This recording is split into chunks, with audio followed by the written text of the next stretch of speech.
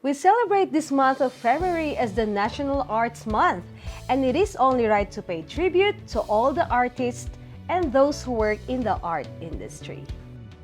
Kudos sa lahat ng kapwa artist for surviving the challenges of this pandemic. Kapit lang and we'll overcome these challenges together. Manbibinadang takong. We are so happy to say na nakatulong tayo sa ating mga Cordilleran artists.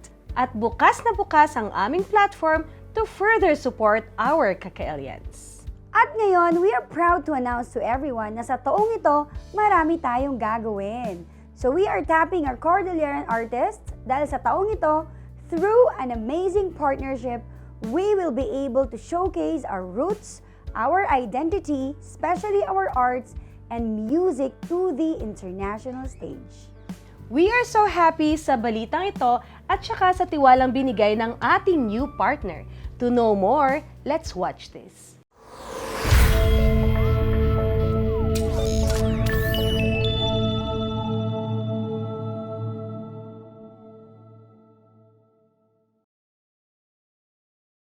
Good news mga kakailian! We are happy to share with everyone that RAY-CASA Group of Companies will be the host of the 4th Annual Man of the World na gaganapin dito sa Baguio City. Kasama ang Prime Events Production Philippines Foundation at Man of the World Organization, pinaplanong ganapin ang 4th Man of the World pageant sa ating lungsod sa darating ng Hunyo 2022. Opisyal na nilaktaan ng partnership ng RAY-CASA, Man of the World at PEPS sa naganap na press conference nitong January 2022 sa Golden Ballroom ng Okada Manila. For a change, a hybrid press conference was designed to ensure more attendees would witness the event. A brilliant adaptation given the limitations of this pandemic. A virtual and on-site press conference was held na dinaluhan ng ilan sa members ng media. Naging exciting ang naturang press conference sa pagdalo ng ilan sa mga national directors at kandidato ng Man of the World mula sa iba't ibang panig ng mundo.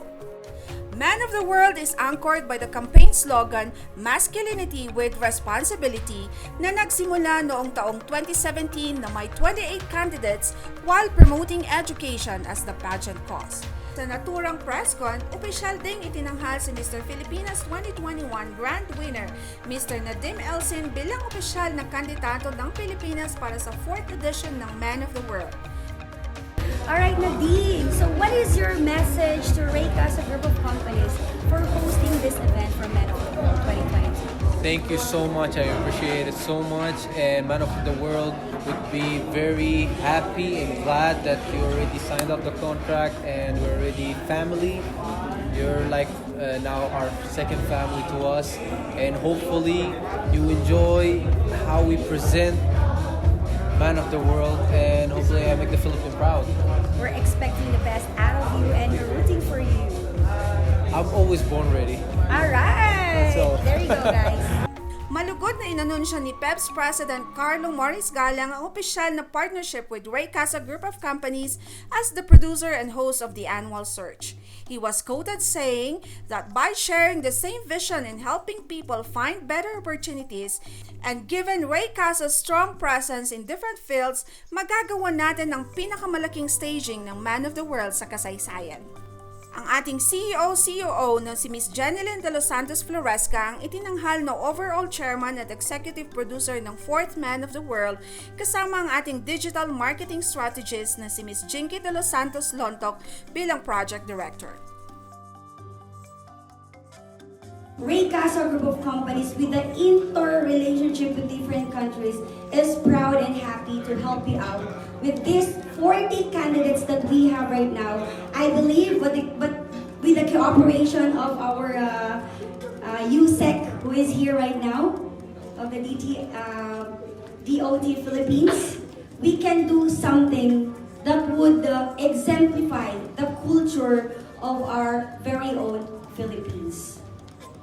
Featuring the intercontinental and regional ventures of Cordillera, we are happy that you and I could do something possible, which is actually impossible. But together, with the vision mission of your presidents and the vision mission of RAY-CASA Group of Companies, we could do a globally competent competition like the men of the world and their togetherness and the same venture. Thank you so much. And when we got to Chicago, I spoke at 2 different middle schools. We totaled about 170 middle school students between the ages of 12 through 14. And we did a workshop and we started speaking to them and asking them, can you write out on a sheet of paper every hurtful word that people have said about you, every lie that you have once believed about yourself? Can you write out on a sheet of paper? It's a painful moment, but it's a moment of breakthrough. It's a moment of finally letting go of something that never belonged to you. And I tell them, you're not going from weak to strong, you were never weak. And you're not going from worthless to valuable, you were never worthless. And when they wrote it out on a sheet of paper, then my team came around, they shredded it, and I had a box. And there's a picture on my social media of that box. And it was just hundreds of lies that these young students were believing. And after that, I asked them, what is your dream? And that is the tour that I took across the nation. And the objective is to take that across the world. Bilang pagtugon, opisyal na in-announce ni Miss Jenny Leff na sa siyudad ng Baguio gaganapin ang World Finals ng Man of the World sa darating na June 18. She also reiterated a different experience for the delegates and the viewers of the annual pageant search given its rich cultural landscape, a perfect climate, stunning sceneries, and the people rooted to its unique culture. The Cordillera has a lot to offer for the world to see. 4th Annual Man of the World highlights heritage preservation and tourism recovery as its theme. Given the effects of the pandemic, the tourism industry was greatly affected, but given the resiliency of the Cordillera people, various methods were made to ensure a thriving, sustainable city. Ipinaabot din ni Ms. Jinky Lontok na ang naturang hosting ay tulong na din ng RAY-CASA para sa Cordilleran community at sa bansa. Layon ng gaganaping event to create a huge impact in tourism at kasama na din ang pagpapakita sa mayamang kultura ng Cordillera. Mula sa set design ng presscon, ipinasilip ng organizing team ang mayamang kultura ng Cordillera sa media at attendees. While reflecting our unique cultural landscape through music and art, Be Unrivaled Productions' exclusive talent, Mr. Azur Altaki, performed the official soundtrack ng ating short film na Dayas na pinamagatang Duntog at ang official soundtrack ng ating upcoming film na 1941, Cordillera Iti Imati Gubat, entitled Palamantayo. Played by our production designer, Mr. Kyle Solar, a Cordilleran fusion of indigenous instrument and modern music was performed, giving a taste of what to expect for the 4th Man of the World. The press conference was hosted by our very own Cine Cordillera talents na sina Mr. Teen International, the Pride of Cordillera, Janet J. Bautista, at Face of Cine Cordillera, Dexter Jamie Tampoa. Makakasama sa hosting ng Road to the Crown series ni na Miss Jamie Tampoa, sina Miss Cristel Galang at Mr. Iñaki Torres bilang 4th Man of the World host, kung saan ipapasilip nila ang mga behind the scenes at iba pang kaganapan bago ang Coronation Night. Sa direksyon ni International Pageant Director Direk Neil Harley, inaasahang mas magiging makabuluhan at kakaiba ang mga pageant events. Given the milestones of the company in promoting the Cordillera through its events and projects, proud kami sa bagong paglalakbay na ito in uplifting our Cordilleran roots and identity while educating the masses on heritage preservation and tourism recovery.